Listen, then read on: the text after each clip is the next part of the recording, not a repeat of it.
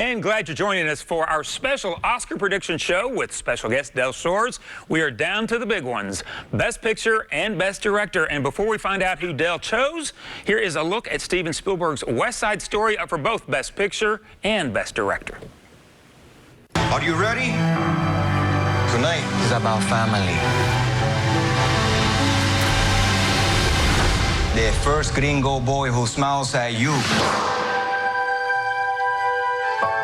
I never seen you before. I'm not Puerto Rican. Is that okay? Do you want to start World War III? You know, I wake up to everything I know either getting sold or wrecked or being taken over by people that I don't like. All right, West Side Story, so much history to that one. So, Del, were you surprised kind of at the magnitude with which West Side Story hit? Because I know that there was so much speculation that after, you remake a classic, even if it's Spielberg, is it going to hit the way that it needs to? So, kind of what was your impression when you saw it? I saw it at El Capitan. You know that theater. It's right down the street from where I live. And my daughter Rebecca and it went down there and saw it. And it was just magical to see it on that big screen. I loved every bit of it, every single bit of it. And, you know, I do hear that it's not doing as well as they thought it would, though. And, you know, and I wonder if that's because they said, you know, a lot of times, and that probably does appeal to a little older audience, and that the main audience going back to the theaters right now are the young guys, you know, from, 16 to 24, and that may not be their cup of tea right now. So I'm thinking that that's probably it, but I bet it's going to be huge, though, when it's available, you know, for streaming and everywhere else. I think so, too. And I think it is going to win some Oscars. Absolutely. All right, well, let's take a look at the category of Best Director. So talk about competitive. Paul Thomas Anderson, Licorice Pizza. Kenneth Branagh, Belfast. Jane Campion, Power of the Dog. Hisuke Hamaguchi, Drive My Car. And Steven Spielberg, West Side Story. And I apologize in advance if I mispronounced Mr. Hamaguchi's first name. So, all right, Del, let's take a look at the Best Director. What are you thinking there? Well, first of all, I did not, full disclosure, I did not see Drive My Car. It's not on streaming yet, and I didn't get a screener for it. I am not a Paul Thomas Anderson fan. I loved Belfast, and I would vote for Kenneth Branagh if it were up to me. I did vote for him for the Directors Guild, but I think that Jane Campion is going to win this, and I'm good. I'm okay with that.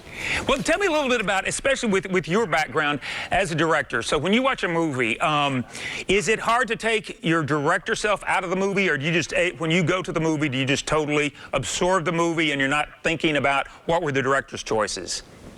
No, I can't. I'm not able to do that. I try so hard not to, but you do notice things, and you judge differently, I think. But I was swept away with Belfast. I was so into that period. I was into that story and the angst of that family.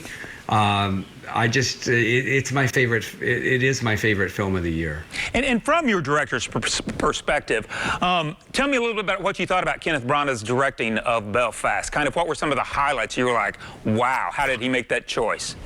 Well, here's what I always, because, I'm an actor's director. I'm not, like Spielberg is, he's so great with the cinematography, the beauty of the film, and so is Jane Campion. But what Kenneth Branagh did for me is he got those, he reached into the soul and the heart of these characters, and he pulled them out in these amazing performances. And he is an actor, so that makes sense to me. I don't know if you remember, we both studied with the great Joan Darling, but Steven Spielberg took one of our classes for a while. I mean, how exciting was that? Yeah. He wanted to learn how to direct actors better. Yeah. And I thought that was so great. And that's why I always think when you say you're an actor's director, I mean, to me, that's what you look for, that actor's director. Okay, Del, let's take a look at the big one. This is Best Picture. Now did you choose? What, Oh, I'm sorry. Yes, I'm sorry. Jane Campion. I'm repeating a lot of yours, but yes, right there with Jane Campion on Power of the Dog. So, but loved Belfast too. So that's why I was really interested to hear your insight into that one. Okay, let's go into the Best Picture. There are 10 nominees this year. I love that they're doing all 10. All right, let's go. Belfast, Coda, Don't Look Up, Drive My Car, Dune, King Richard, Licorice Pizza, Nightmare Alley, Power of the Dog, and you saw the clip from West Side Story. So 10 great movies in there. So what are you thinking, Del? Well, as I told you before, I don't go for my favorites always. I go with who I think will win, and I think that Power of the Dog's going to win this year. I would vote for Belfast, but Power of the Dog, I think, has got it. And we've got about 2 minutes, and once again, I'm going to go right there with you. So, Power of the Dog. So, I probably should have written mine down so that you didn't think I was just copying everything you said. Oh no, we disagreed on a couple. That's true. Yeah, and. But with all the 10 nominees, which this year they have made it official where there were going to be 10 nominees. Before, it was kind of the voting procedure, and there could be 8, there could be 9, there could be 10. Were you glad that they just said, let's do 10 nominees? Yeah, why not? Include everybody. I mean, then you can vote if you don't like something. You know, it's like I put on Twitter my review of Dune. I said, yeah, they trudge through a bunch of sand, and they have a bunch of fights, and then it's like, what? So, but I loved Coda. Did you see Coda? Loved Coda. Yeah, that was an unexpected little gem. Yeah. Now, we've got about 1 minute left, Del. I wanted to ask you, any snubs? You mentioned Gaga. Any snubs that you were thinking, I can't believe Hasaguchi or Gaga or some of the blockbusters, Time to Die, didn't get in there?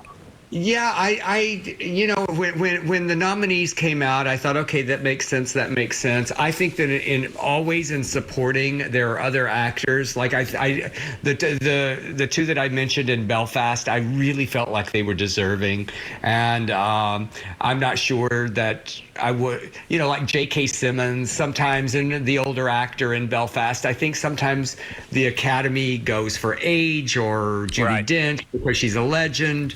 Yeah. And I think there are other worthy nominees. I really do. And I don't remember her name, but the actress that played Vivian Vance was, to me, far and away.